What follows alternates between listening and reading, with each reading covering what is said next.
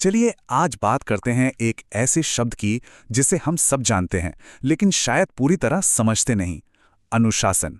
आखिर इसका असली मतलब क्या है और ये कैसे एक बच्चे की दुनिया को बनाता या बिगाड़ता है। रॉबर्ट फुलगम का ये जो कोट है ना, ये आज की हमारी पूरी बातचीत की नींव रखता है। ये हमें याद दिलाता है कि बच्चे हमारी बातों से कहीं ज्यादा हमारे कामों से सीखते हैं। वे हमें लगातार देख रहे होते हैं। अच्छा, एक सिचुएशन सोचिए। दो बच्चे हैं। एक है विशाल, जो स्कूल से आते ही अपने जूते, बैग सब कुछ कायदे से सही जगह पर रखता है। और दूसरी तरफ है सन्नी, जो घर में घुसते ही सब कुछ इधर उधर फेंक कर सीधे टीवी के सामने बैठ जाता है। हम तुरंत कह देते हैं विशाल कितना अनुशासित है और सन्नी के लिए सोचते हैं इसे अनुशासन सिखाना पड़ेगा। पर क्या अनुशासन का मतलब सिर्फ यही है? सच तो ये है कि ज्यादातर लोगों के लिए अनुशासन शब्द सुनते ही मन में थोड़ी डरावनी तस्वीरें आती हैं, है ना? जैसे कोई गुस्से वाला टीचर या फिर कोई सख्त आर्मी कमांडर जो बस चिल्ला रहा हो। लेकिन यहाँ एक बहुत जरूरी सवाल उठता है। क्या डर दिखाकर किसी से कुछ करवाना लंबे समय तक काम करता है? मतलब जब वो डराने वाला इंसान आसपास ना हो तब क्या होगा? और यहीं से असली अनुशासन की बात शुरू होती है। ये बाहरी और भीतरी प्रेरणा के बीच का फर्क बहुत अच्छे से दिखाता है।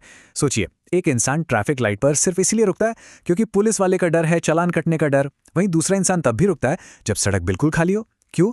क्योंकि उसे नियम की अहमियत पता है, वो सबकी सुरक्षा को महत्व देता है। इसी चीज को कहते हैं आंतरिकरण, मतलब किसी नियम या मूल्य को दिल से अपना लेना। असली अनुशासन का लक्ष्य भी तो यही है, बच्चों को ये सिखाना कि कोई काम क्यों करना चाहिए, न कि सिर्फ उन्हें वो काम करने पर मजबूर करना। तो असली अनुशासन का मतलब चिल्लाना या सजा देना बिल्कुल नहीं है।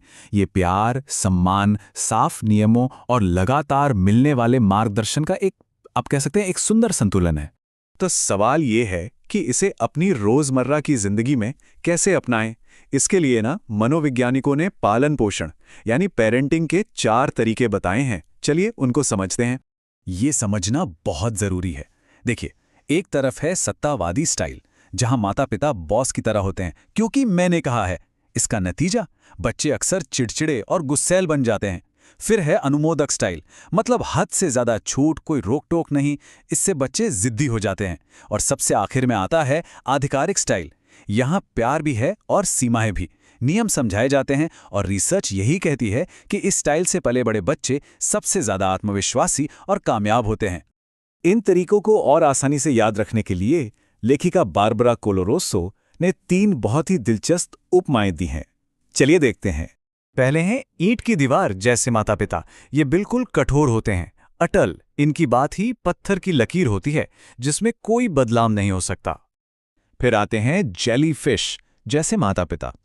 जैसे जेलीफिश का कोई आकार नहीं होता, वैसे ही इनके कोई पक्के नियम कायदे नहीं होते।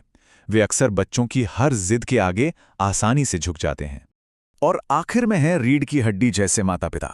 सोचिए, रीढ़ की हड्डी हमें मजबूत सहारा भी देती है और जरूरत पड़ने पर लचीलापन भी।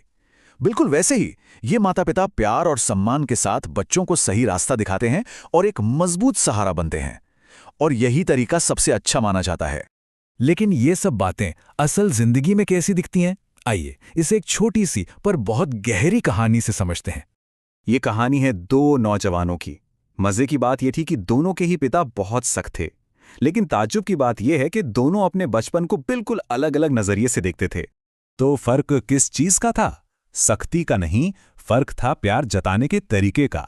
एक पिता सख्त तो थे पर अपना स्नेह कभी नहीं दिखाते थे, जिससे बेटा उनसे नाराज रहता था। वही दूसरे पिता सख्त होने के साथ साथ अपना प्यार भी जताते थे और उनका बेटा इस मार्गदर्शन के लिए उनका आभारी था। तो मसला सख्ती नहीं, स्नेह की कमी थी। और ये हमें वापस रुडोल्फ स्टेनर की उसी बात पर ले आता है जहां से हमने शुरुआत की थी। बच्चे उससे नहीं सीखते जो हम कहते हैं, बल्कि उससे सीखते हैं जो हम असल में हैं। हमारा व्यवहार ही उनका सबसे बड़ा शिक्षक है। तो आखिर में सोचने के लिए एक सवाल ये है, जब बच्चे हमें देख रहे होते हैं तो एक इंसान के तौर पर वे हमसे असल में क्या सीख रहे हैं? वो कैसा इंसान बनना सीख रहे हैं?